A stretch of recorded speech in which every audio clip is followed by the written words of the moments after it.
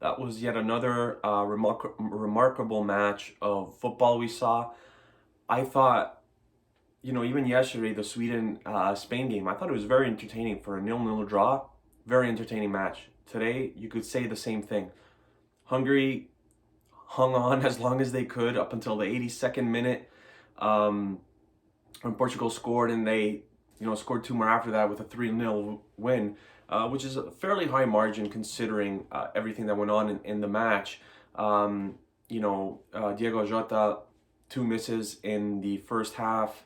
Ronaldo missed a sitter in the first half as well, something that he usually doesn't miss, from 2-3 yards out. Um, but I had the feeling that Portugal wouldn't score in this match. I predicted it was going to be 2-1 for Portugal prior to the match.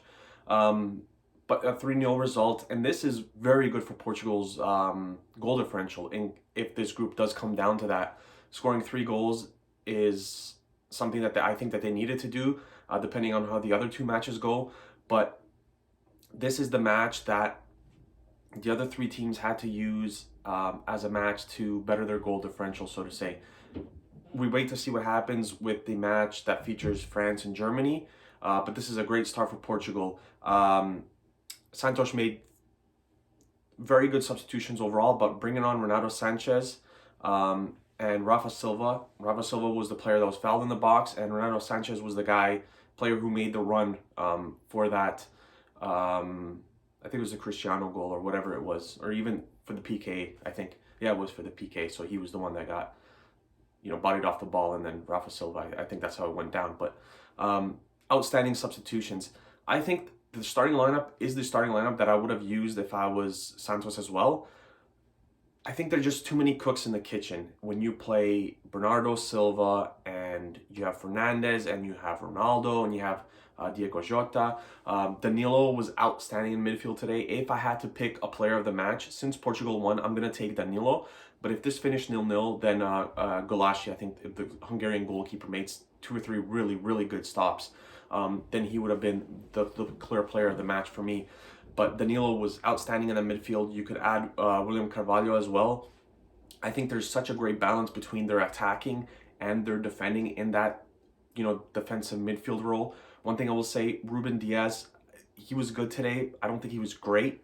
Very iffy. He picks up a yellow card early, and then you have to be careful for the rest of the match, because you don't want to get a second yellow and ultimately a red.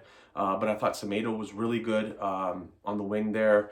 Rafael Guerrero as well, really good today. Overall, a great team performance. And I think if Portugal didn't win this, I don't think it would have been a good reflection of how the match went, the chances that they had. If you remember yesterday in the Sweden-Spain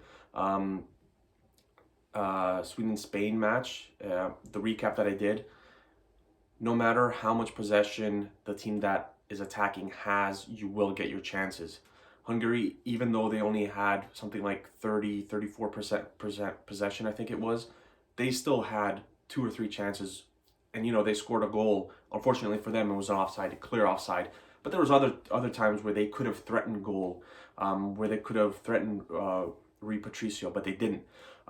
So if this game was a draw, it would have been great for Hungary as like kind of the spoilers in this group, and saying, don't count us out. But I think a Portugal win here is the fair result. I think Hungary, like I said, great showing today.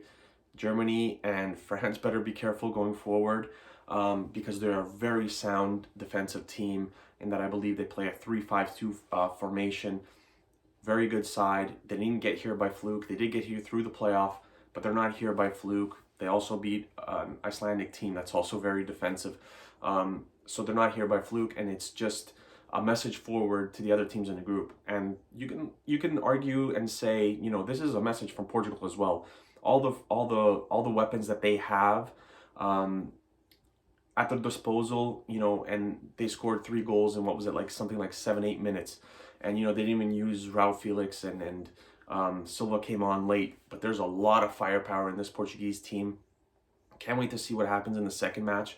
We wait to see what happens, obviously, in the France-Germany match, which takes place in something, I guess, less than an hour.